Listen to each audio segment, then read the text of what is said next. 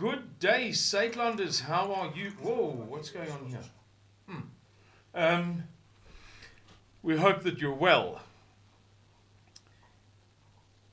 In the past couple of days, today being Wednesday the 29th of March, this video is going to be post-published. It has come out that the killers of Kiernan Forbes, known as AKA, the South African rap star, or hip hop, or what, I don't know, have been arrested. His murder took place in Durban on the 10th of February. Today is, as I say, the 29th of March. So what does that give us? Roughly 29 and 18 days, 47 days later. Something like that. And everybody is clapping the South African Police Service on the back for their sterling work, because everybody is so upset by the loss of such a wonderful talent, a once-in-a-generation talent. Will we ever see anybody like him again? AKA took the world by storm. How dare they kill him? We demanded the arrest of his killers. And some people are saying, if the SAP is that good, how is it that they haven't yet arrested the killers of Babita Deokaran, the woman who exposed the tender scandal at the Tembisa Hospital? Just give me a second here to pull up the right thing. That scandal is a R1 billion scandal. And that woman, Babita Deokaran, was murdered in August of 2021. So it's roughly 18, 19 months later.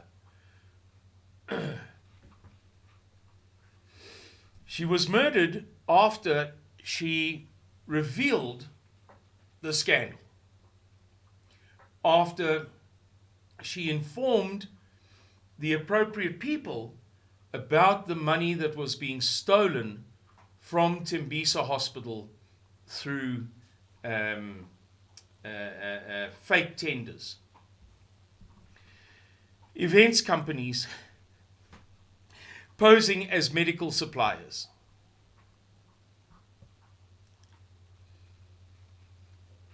Let me let you in on a secret.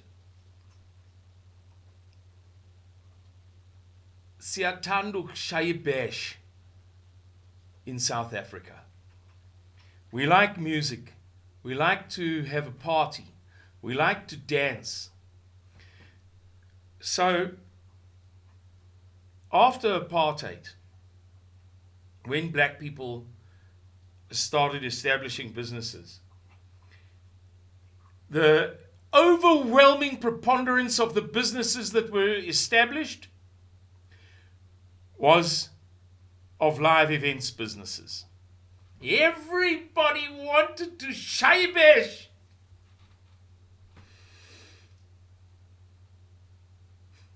And so it is that many, this is a well-known thing. Oh, I could tell you stories. I don't want to get bumped off.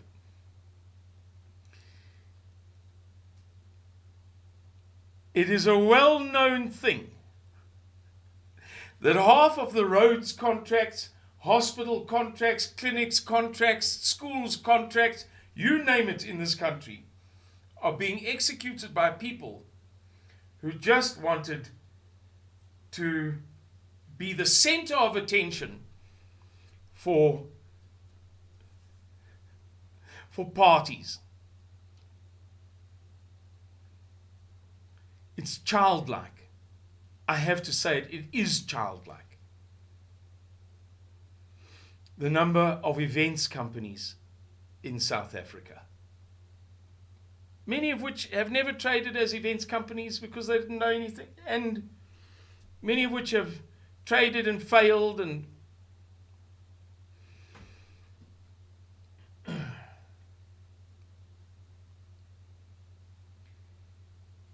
so events companies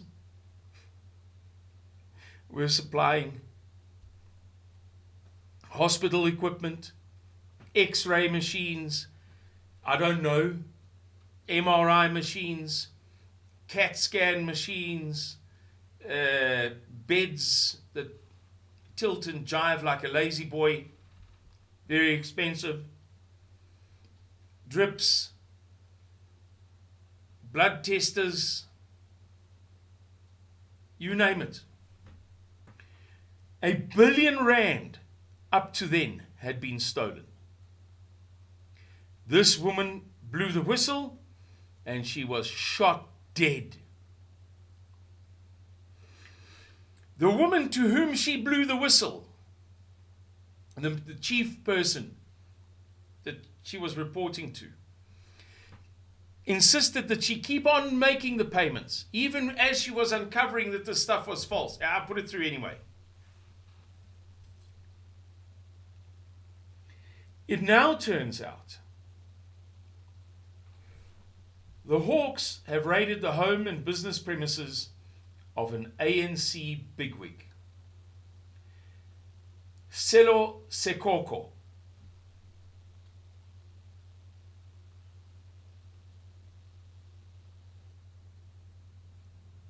who is the Treasurer General of the ANC Ekurhuleni. Once again, ladies and gentlemen, very powerful African National Congress figures are involved in the murder of South African citizens. African national murderers, African national killers. If it's not David Mabuza with his 60 to 70 assassins, if it's not, I don't know, it never ends.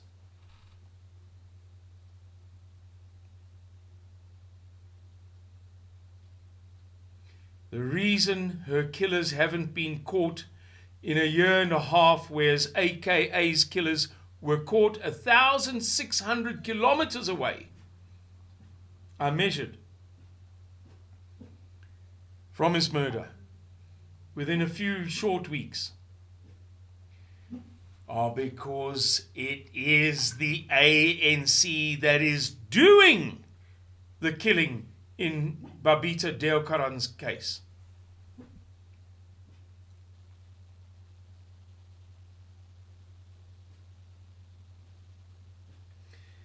Three companies owned by the ANC strongman Sello Sekoko have in 3 years scored contracts worth nearly 100 million rand from the Gauteng Department of Health.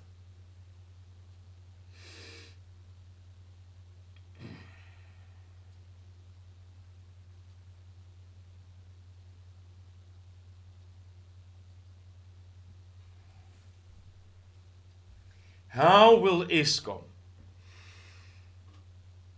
how will Transnet, how will SAA, how will the Post Office, how will they be remedied when it is the people who control them, when it is the state, these being state-owned enterprises or directorates of the state, are the ones stealing them and plundering them, looting them, pillaging them? And when it is the government of the state that is murdering and attempting to murder people like Andre de Ruyter, people like Babita Deokaran, the list goes on. Wait, I want to show you something. Wait right there. This book, R.W. Johnson, South Africa's Brave New World, was published in 2009. So it's very much out of date, but it tells a mind-blowing story of African national killing, of African national murder in the years prior to 2009, obviously. I wish I could find as good a book that chronicles the events since 2009. I suppose there must be one. I haven't come across it. It's what they have always done. It is what they do. And there's no reason to believe that it is not what they shall continue doing. They shall always be what they are.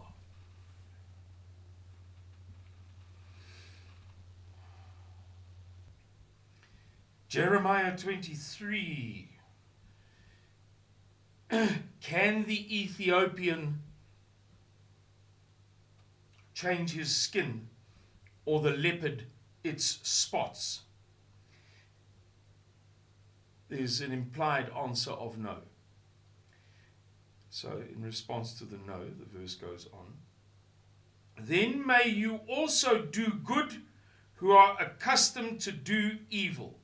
In other words, if you are wicked, you will remain wicked. Can the Ethiopian change his skin? Can the leopard change its spots? No. Right. Then may you do good who is accustomed to doing bad. In other words, try. Just try. You and I know that it's pointless. That's the gist. That's the meaning of that conversation there, which is perhaps bewildering or perplexing. Not that I profess to be a theologian, but there are some things that I know fairly well, or adequately, hopefully. They cannot. They will plunder until there is nothing left. They will blame it on you, and if you talk back, they will shoot you dead. This is the very nature of the new South Africa Rainbow Nation. Because why? Because the new South Africa Rainbow Nation, Simunye, we are one, was made in the image of the African National Congress. And the thought has just occurred to me now. It wasn't premeditated. This book implicitly, not implicitly, in fact explicitly in the early parts of this book, he speaks about how much, the extent to which the African National Congress was pandered by the international community and by the National Party. He recounts how at a party, an ANC politician was, a white guy, some, august fellow at a very important, august, auspicious party, made a comment on the good-hearted, not petty nature of something that the African National Congress had done. And a government minister responded saying, you think we are generous? We gave the National Party a few seats in the cabinet for 5 years, and they gave us an entire country. And he meant it sincerely. You kind of have to read the story to appreciate it better, to have a sense of the context.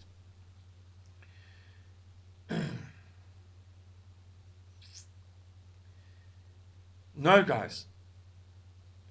He just explains it so brilliantly how at every step of the way, the ANC got its way. and therefore how it is that the Constitution and the state of South Africa are a reflection of the ANC.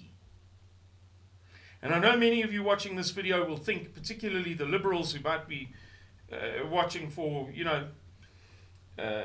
in spite of the fact that they are liberal, for whatsoever reason it may be, will say, yeah, the ANC is bad, but the New South Africa is not bad. We've learned by now that the ANC is bad. We know that, okay? You don't have to remind us of that. Okay? We're not stupid, all right?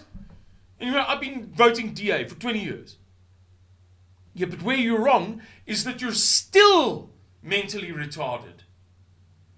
You don't have the right picture. Condemning the ANC is not where it ends. You have to condemn the new South Africa Rainbow Nation because it is a reflection of the African National Congress. It was made in the image of the African National Congress. It is inherently flawed.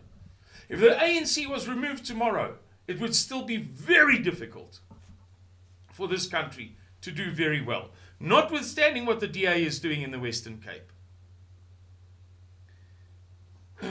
And believe me, I am not one of those people who was born to condemn the new South Africa Rainbow Nation. At the time, I couldn't quite put my finger on something. I thought about it very hard today. I do a fair amount of research, and sometimes I get fed up, and I'll watch the most, what's the right word? I watch things that are so far removed from work that it's almost but not quite wrong. Because I start very early in the morning and I work into the evening. I work 6 days a week. So I'm not cheating my employer of its time, but still, people would be horrified. If they walked in, knock on the door, what are you up to? I've just been watching the TV. What's on the TV? At 12 o'clock or 3 o'clock or 11 o'clock. There might be a murder mystery or a chess match. Or today I watched some Springbok rugby stuff, and I haven't watched rugby for ages. But I got a video recommendation that really appealed to me, the title. I'll have a look at that, because I remember that from the time that I was, did follow sport, didn't feel betrayed by it. And lo and behold, I ended up watching a whole bunch of Springbok rugby stuff. And I thought to myself that if a journalist asked me today, what is your greatest regret in, not necessarily of things you've done, but a thing you regret happening? Yourself, not yourself, the world, the USA, the communists, what?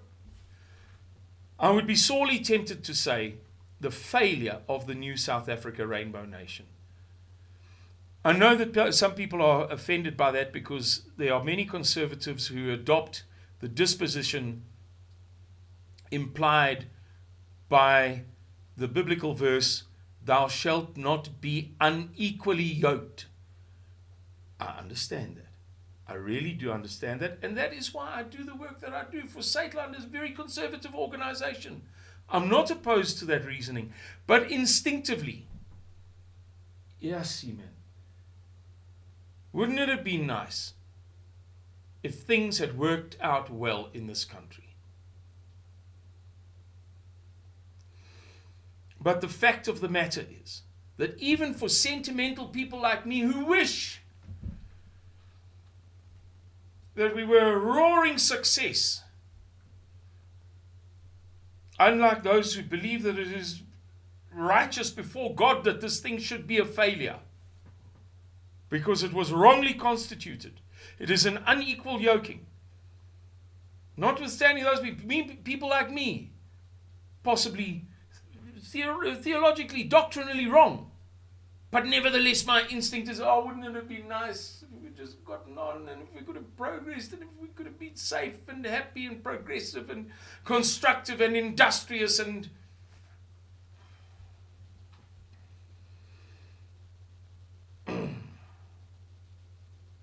However, although I am that sort of person,